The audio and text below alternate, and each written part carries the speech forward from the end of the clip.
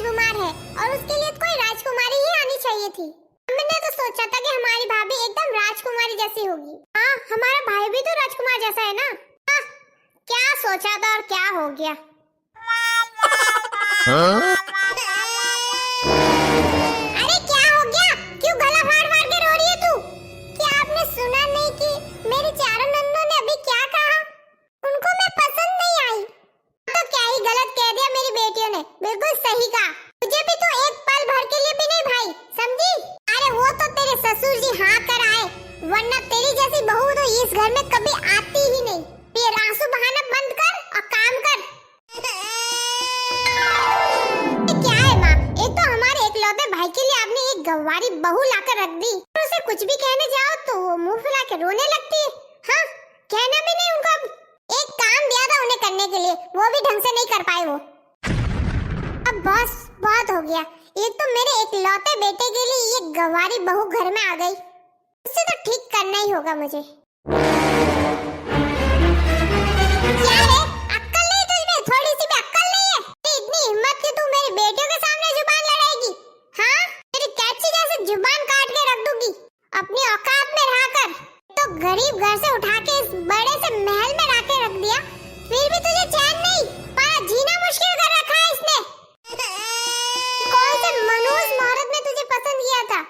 तू क्या मुझे पागल करना चाहती है ताकि तू इस घर में राज कर सके? जब तक मैं जिंदा हूं ना, तेरा ये सपना कभी पूरा नहीं होगा, समझी?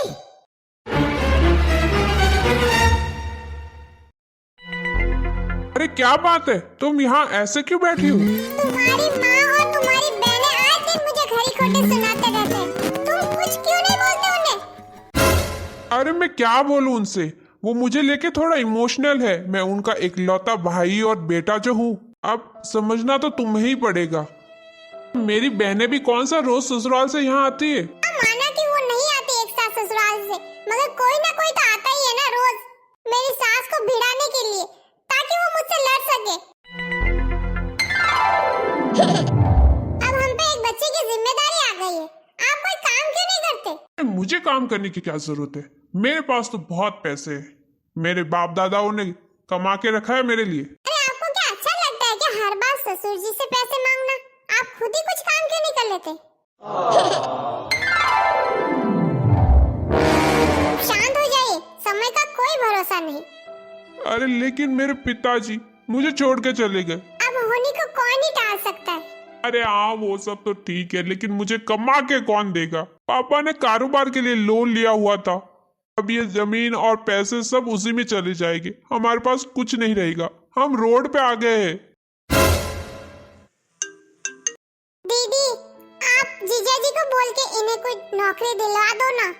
घर चलाना बहुत ही मुश्किल हो रहा है अब तो माँ जी की तबीयत भी ठीक नहीं रहती।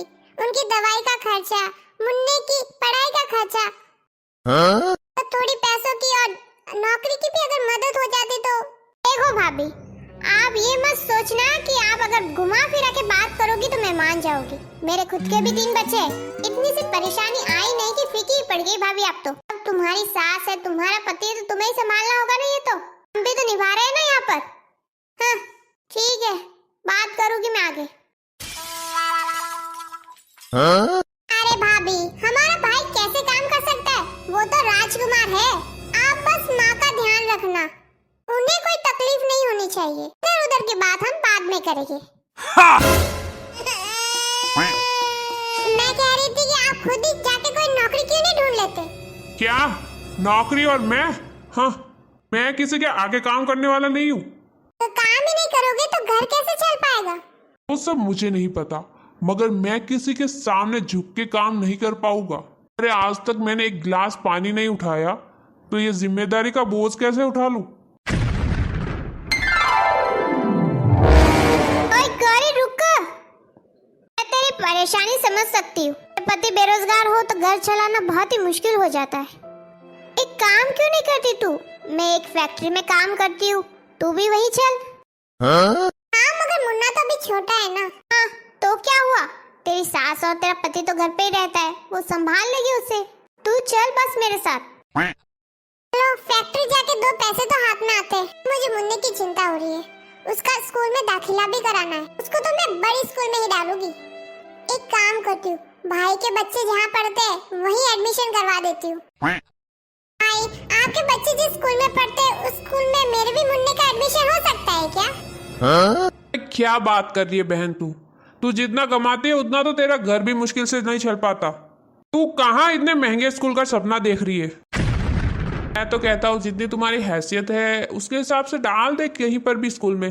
चाहे मुझे कुछ भी करना क्यों ना पड़े, मैं तो अपने बेटे का दाखिला बड़े स्कूल में ही करवाऊंगी।